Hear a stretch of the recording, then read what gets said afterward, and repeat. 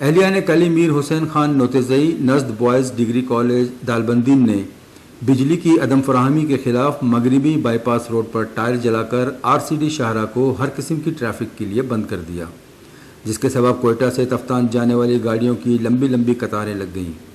مشتعل مظاہرین نے چیئرمین سینیٹ صادق سنجرانی، وفاقی وزیر مملکت برائے توانائی حاجی میر محمد ہاشم نوتزئی، سابقہ وفاقی وزیر سردار محمد عمر گورگیج، سابقہ مشیر میر اعجاز خان سنجرانی سمیت وابڈا کے اعلیٰ افسران کے خلاف شدید نعرے بازی کی۔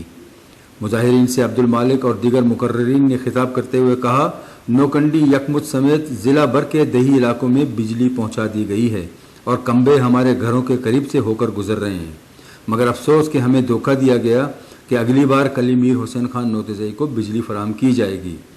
شدید گرمی میں بچے، بوڑھے، مرد و خواتین بلک بلک کر زندگی گزارنے پر مجبور ہیں، کوئی بھی پوچھنے والا نہیں۔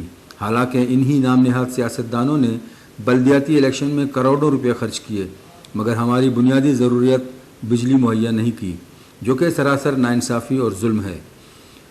انہوں نے کہا کہ ہمارے ساتھ آخر یہ سوتیلی ماں کا سلوک کیوں کیا جا رہا ہے۔